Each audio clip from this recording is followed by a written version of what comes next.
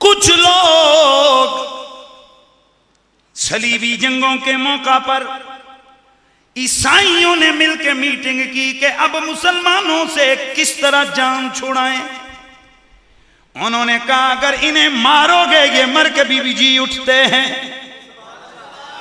इनको अगर सबसे ज्यादा चोट देनी है तो इन पे ये हमला करो, इनके नबी के जसदे अतहर को निकाल के ले आओ। अस्तगफिरुल्लाह। इनके नबी का जिस्म अतर निकाल के ले आओ, उसके बाद इनसे सौदा करना, कहना जिस्म लेना है या मुल्क लेना है। तो सारी दुनिया दे देंगे मुसलमान, लेकिन मुसलमान अपने नबी के जिस्म का सौदा नहीं करेंगे। का यही मौका है, जितने कले हैं, जितने मुल्क हैं, जितने एरिए हैं, जितनी जगह, वो सारी छीन लेंगे वापस। वैसे यूबी की तलवार इतनी टेढ़ है कि मसला ही है। जंगी वैसे इतना सख्त आदमी है कि वैसे इनसे जीतना बड़ा मुश्किल है। एक वो भी दौर था कि जब ये ईसाई और यहूदी कुत्ते की तरह मुसलमान बादशाहों के पीछे फिरते थे, और अय्यूबी जैसे अजीमुल मर्तबत मुजाहिद जिस दिन विसाल हुआ मालूम है, उसके जाती खजाने में देखा गया इतने पैसे नहीं थे जिनसे कफन खरीदा जाता। यह है मिस्र का सुल्तान, और सिर्फ मिस्र का नहीं, इराक का, शाम का सुल्तान, सुल्तान अय्यूबी। बैठ के रो रहा है, मसाहिब आए, मशीर आए, बादशाह सलामत, रो क्यों रहे हैं? कहा काश इतने पैसे होते हज तो करके आ जाता। कहा आपके एक इशारे पर हजारों मरने को तैयार हैं।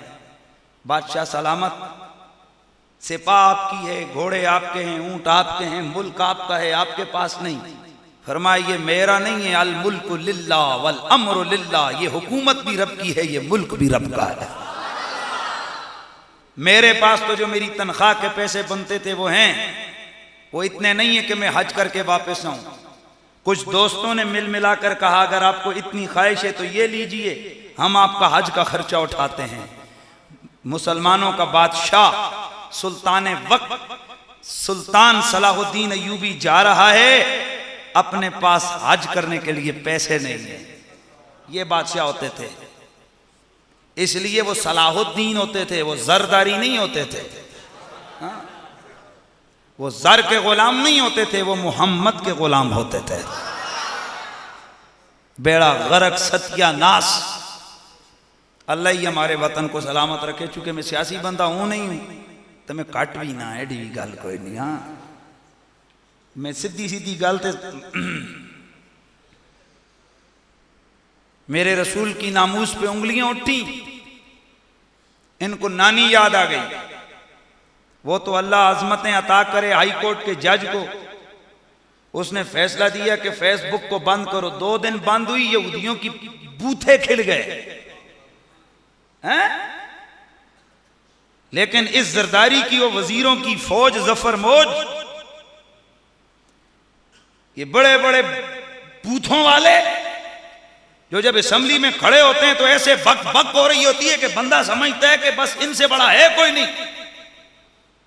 यूं लगता है कि जैसे इनकी अजल से ड्यूटी जरदारी के दिफा की लगी है।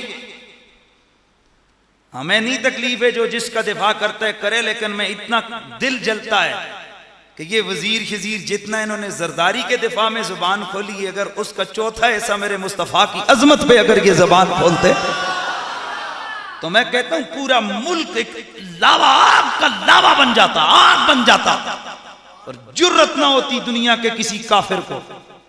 लेकिन जिस मुल्क के बड़े बड़े ऐसे हों तो फिर उस मुल्क का अल्लाह ही हाफिज है। खैर, बात कर रहा था, बड़ी दूर से निकल गई। सुल्तान नूरुद्दीन जंगी, इधर ईसाइयों ने मंसूबा बनाया, उधर सलीबी जंगें जारी हैं। ये मेरा आखिरी नुक्ता है, इसके साथ मिंबर छोड़ दूंगा, लेकिन आपको टेस्ट करते हुए छोड़ूंगा। आखिर लास्ट इंप्रेशन ना, first impression is the last impression and last impression then. हाँ, तो सुनो, नूरुद्दीन जंगी अपने घर में है, इधर मौलवियों के रूप में आए ईसाई।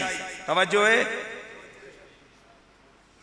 हा हा हा हा हा हा। दस्तार के हर पेज की तहकीक है लाज़िम।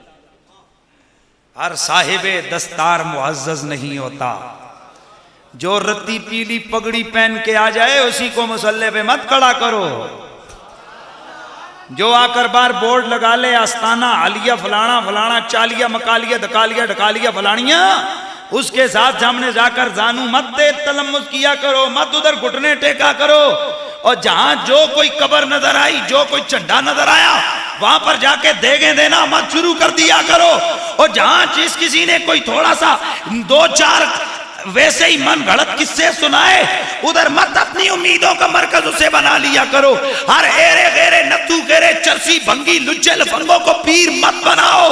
दो नंबरों को, फराडियों को, शराबियों को, बदमाशों को, डाकुओं को मत तुम वली और पीर का दर्जा दो।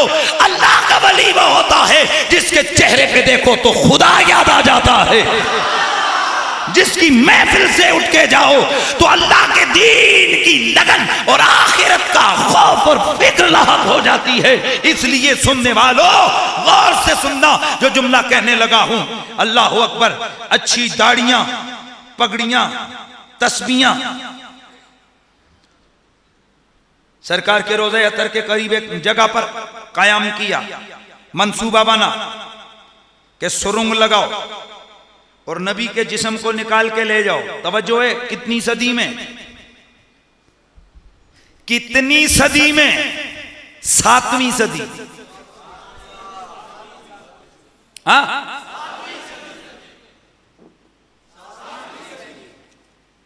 7वीं 8वीं सदी है। अब जरा गौर करो, आए रोजाना लोगों को मिलते हैं, उनको पैसे देते हैं, उनकी खिदमत करते हैं। भाई कैसे मदीने में मशहूर हो गया, बड़े मजदूब किस्म के लोग आए, बड़े फकीर आए, इनका काम ही कोई नहीं होता, रात को तहज्जुद पढ़ते हैं, जागते रहते हैं। ये पता नहीं बेगैरत अंदर करते क्या है। इनके पास रात को थैले होते, वहां से मिट्टी निकालते, थोड़ी थोड़ी निकाल के दूर जाके फेंकाते, फिर निकालते दूर जाके फेंकाते, फिर निकालते दूर जाके फेंकाते। जब मेरे रसूल के जिस्म के करीब पहुंचे, जंगी की ख्वाब में मेरा नबी आ गया। तस्वीरें दिखाई दिखा के कहा, जंगी तू इधर सोया हुआ है, ये कुत्ते मेरे करीब आ रहे हैं। जंगी जागा, बेकरार हुआ कि हो ना हो सरकार के हवाले से कुछ ना कुछ मसला है।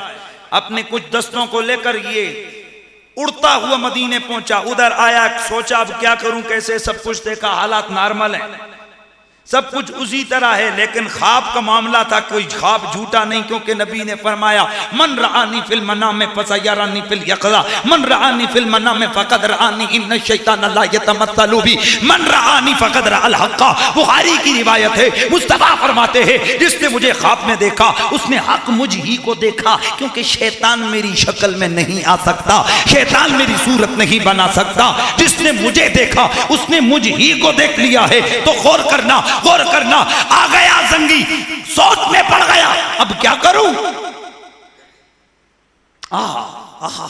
एक काम करते हैं, सबकी दावत करते हैं, सबकी दावत की। मदीने में कोई बच्चा भी न रहे, सब आ गए। सब आ गए?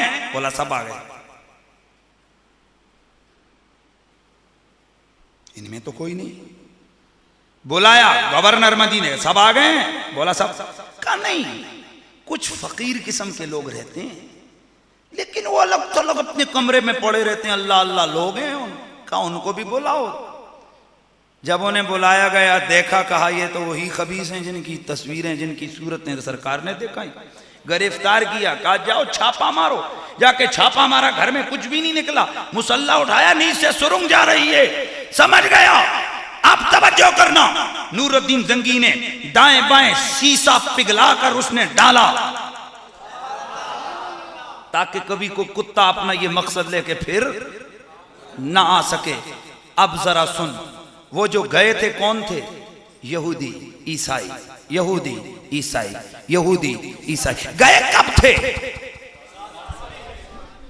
8 8वीं सदी में, 7वीं 8वीं, तो 700 साल के बाद गए कौन थे? गए कौन थे? ईसाई। ज़हन हाज़िर है?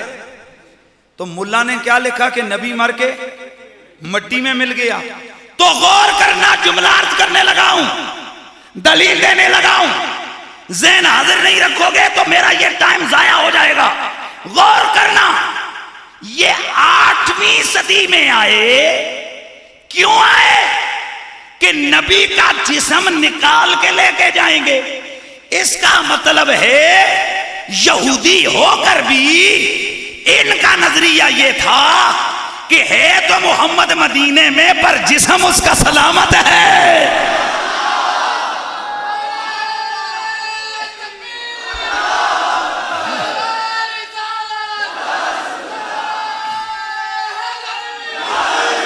है तो मोहम्मद मदीने में, लेकिन उसका जिस्म, ऊंचा बोल, ऊंचा बोल।